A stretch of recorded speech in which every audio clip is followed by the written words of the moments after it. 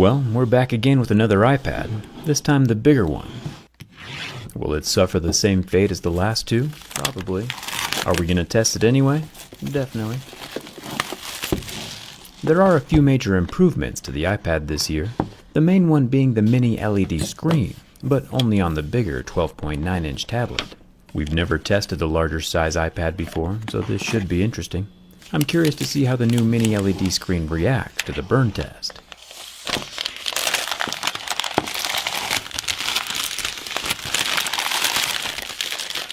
And of course, I'm curious to see if it breaks in half like the last two. Do it. Let's get started. This 12.9-inch M1 iPad Pro starts at $1,099. And unfortunately, as we can see, it still has the microphone hole in the side. Might as well just give it an RIP down in the comments. Rest in peace. Let's start with the screen. This thing is massive. That's what, don't do it. Apple's calling this screen a Liquid Retina XDR mini LED display. A mouthful of buzzwords, but basically it's just next generation of LCD technology. Still a screen with a backlight. I'll get into more detail about what's under the glass later in the video, but for now we can see from the Mohs scale of hardness that it still scratches at a level 6 with deeper grooves at a level 7, just like most cell phones. There is a 12 megapixel front-facing camera at the top, which can do motion tracking on video calls or video chats. The sides of the M1 Pro are made from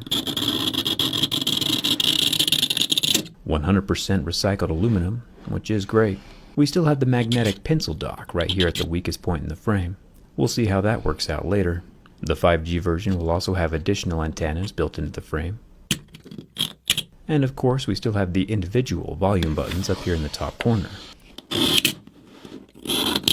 The top of the iPad Pro has 2 of the 4 speakers, along with 2 more microphone holes, and the power button.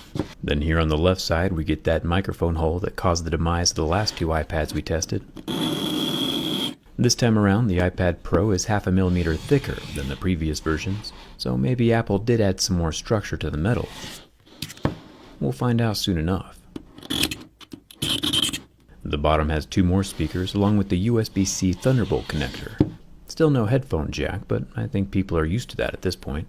There are a few cameras on the back, the top one being the 10 megapixel ultra wide, and the bottom one being the regular 12 megapixel main sensor, with a dual LED flash built into the hump, and a LiDAR sensor for AR and autofocusing. There is a long antenna line running along the top and bottom, and you can hear the difference between the aluminum and the plastic that allows signal to pass through. For the rest of the back, we have some good news and some bad news.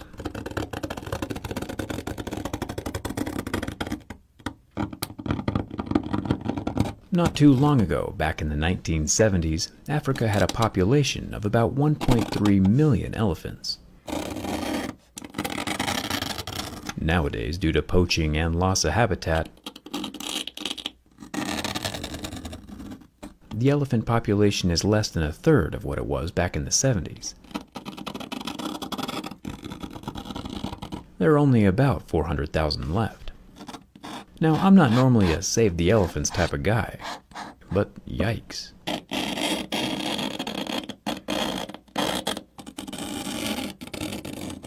The good news is that Kenya has really stepped up their game and managed to double their own elephant population in the last 30 years. Nice work, Kenya. But that's just one country out of the 54 countries in Africa. I personally don't know how to fix it.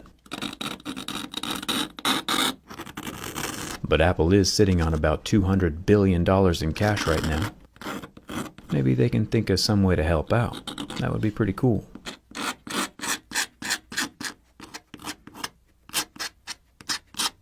It is a tricky issue since elephants are pregnant for about 2 whole years. I think she turned out pretty good. Now let's talk about the screen for a second. This is where the iPad has noticeably improved since last year, but remember, only on the big one. Apple is calling this the Liquid Retina XDR mini LED display, and this is our first time burning a mini LED. While it's very different than OLED technology, it's definitely taking the LCD style of backlight to the next level. Apple has installed 10,000 mini LEDs onto this screen.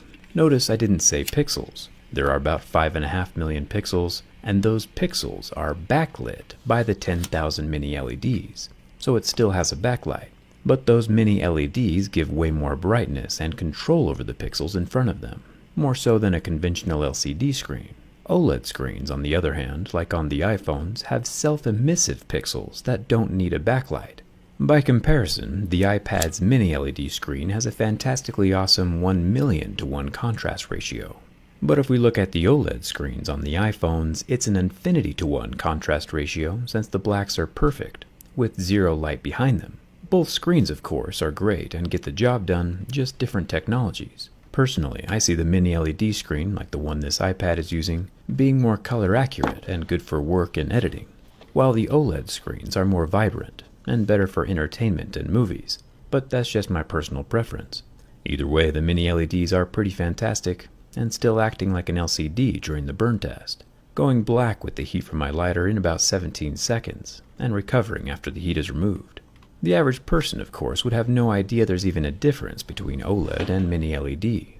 There is no fingerprint scanner, Apple's relying on the Face ID thing, so I guess it's time for the bin test. This is the largest device I've ever attempted to bin before. While it is indeed 0.5 millimeter thicker, it still has the microphone hole and the magnetic pencil mount in the weakest spots. It's time to find out what happens. Bending from the back, the screen bends and flexes out and away from the aluminum frame.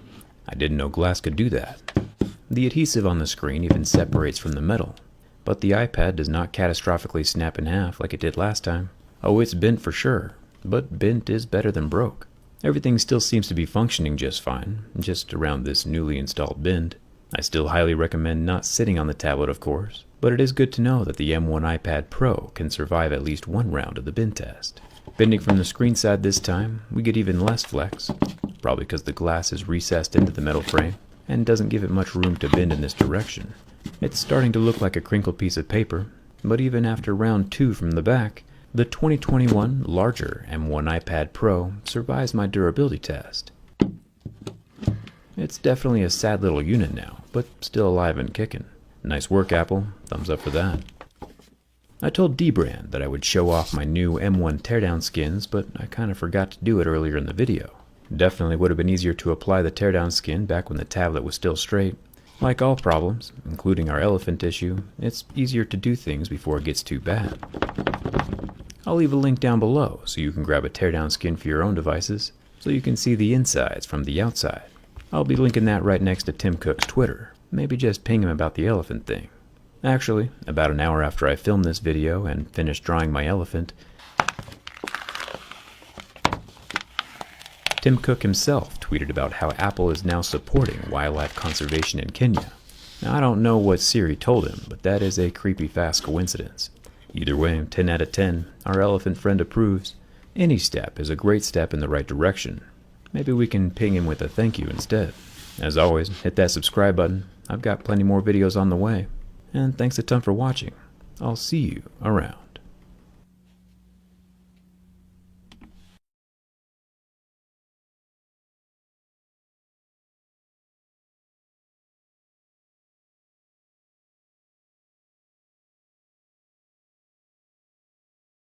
That's what she... Stop it.